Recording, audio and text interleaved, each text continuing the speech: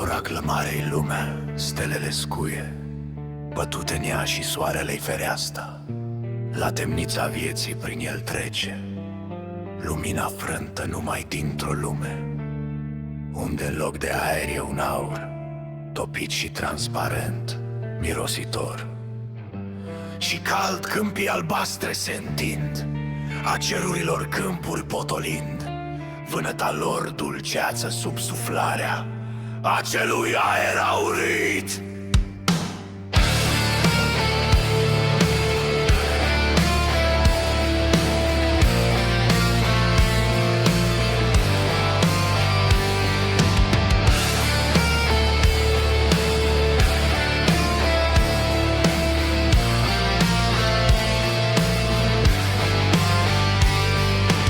Acolo stă la masa lungă, albă, bătrânul zeu cu barba de ninsoare și din păcare înalte pe auroră, cu spume de nori albi și îngeri dulci, în haine de argint frusca din soarea, cu ochi albaștri care îl înluțesc și întunecat în lumea cea solară, cu sânuri dulci ca marmura de metez. Îi mângâi barba lungă și ravin toamul, ca lumea ribatromic cuprinși de plete, și colțul roasa-i roșie coroană de fulgeră pietre glucește în aer. Sălbatic chiar un înger cel mai blând, îngenunchiat la lui picioare cântă, pe armata și aerul roșește de voluptatea cântecului său. Nu credeți cum că luna-i lună este, fereastra cărei ziua-i zicem soare, când îngeri cântă deasupra raclei, în lumea cerurilor ele albesc și nu mai pătrund raze aurite prin vechi oblongi și raze de argint, și pe pământ ajung zândări duioase din cântecul frumos, dar numai țândării. Și el sicriu sub cel capac albastru și țintuit și ferecat cu stele, noi viermuim în mase în cadavrul cel negru de vechime și uscat al vechiului pământ care ne naște, certându-ne între iari fiți ciudate, grețoase în decertăciunea lor. Este un cemareț în firea luate, dar acel ceva nu din noi răsare, o moștenim de la titanul mort, de la pământ în care ne nutrim. În moartea lui e ceva sfânt și mare, e o gândire adâncă și îndrăzneață, pentru ce el fu condamnat la moarte. Viața noastră e o ironie, minciuna-i rădăcina ei dorința de a fi și de a avea singur tot ce este. Principiul e de înflorire a ei, în mal pământul mor respiră câteodată, în sântul suc al stinței sale viețe. Gândiri de o nobilă înaltă la școală, întoarcerea la fire și dreptate, noi nu-l precepem, o încercăm adese, dar nu putem, făcuți suntem după asemănarea celui mare, puternic egoist care le singur, îmbrăcat în mărirea-i solitară, ridică în cer înnorata-i frunte, în van voima reintra în natură, în van voima scutura din suflet, dorința de mărire și putere, dorința de a fi ca el în lume.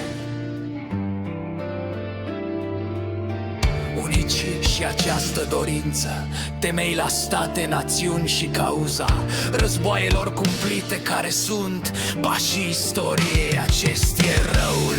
Să nu ne înșelăm impulsul prim, la orice gând, la orice voință, la orice faptă-i răul însă. Atunci când ne naștem răsăreți, abia din carnea veciului titan, noi suntem buni până suntem copii.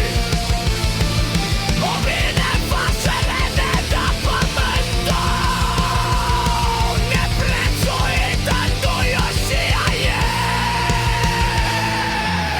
El ne permite ca să ne întoarcem după o viață vană, scomodoasă, în sânul lui și al păcii. El ne-a și pus bătrân duiosul tată, adânc în suflet o dorință dulce, și ne întrebăm această enigmă scumpă, ce însemnează și dacă voi a opri ce pe ea răspunde.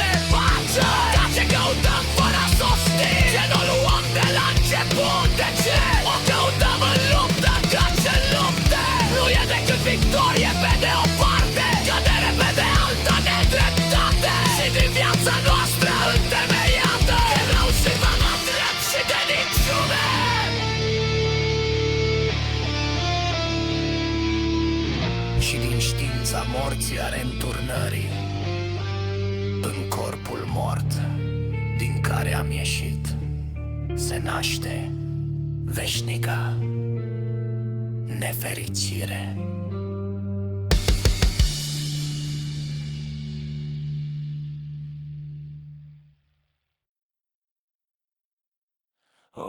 Oraclă mare-i lumea, stelele scuie bătute în ea și soarele-i fereasta.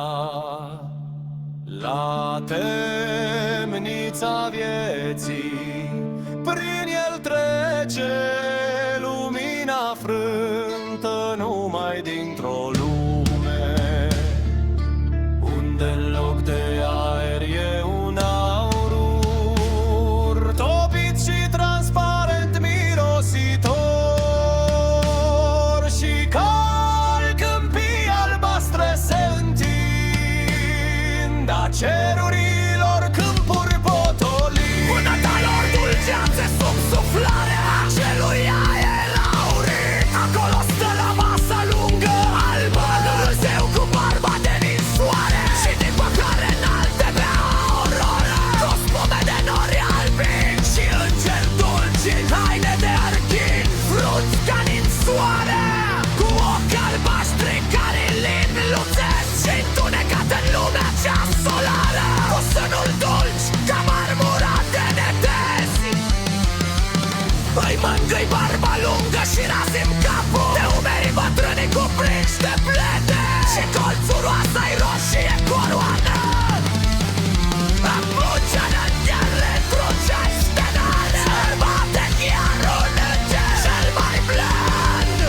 Încercet la lui picioare tinte, iar fața și aerul roșește de voluptatea cântecului său. Nu credeți cum că luna-i lună este fereastra cărei ziua-i zicem soare, când îngeri cântă deasupra raclei, în lumea cerurilor ele albesc și nu mai pătrund raze aurite prin vechi oblon, ci raze de argint, și pe pământ ajung țântări duioase din cântecul frumos, dar nu mai țântări.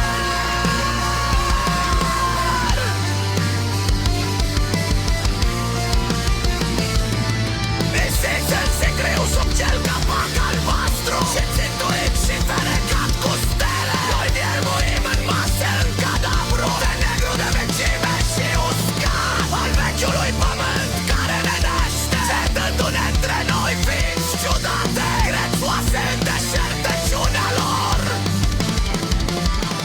Este un cemăreț în firea noastră, dar acel ceva nu din noi răsare. O moștenim de la titanul mort, de la pământ în care ne nutrim. În moartea lui e ceva sfânt și mare, e o gândire adâncă și îndrăzneață, pentru ce el fu condamnat la moarte. Viața noastră e o ironie.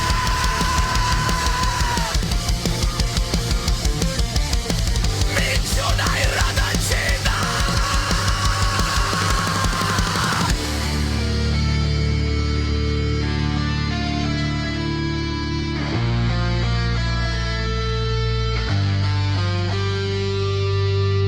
Și din viața noastră întemeiată pe rău și pe nedrept și pe minciună, și din știința morții a reînturnării, în corpul mort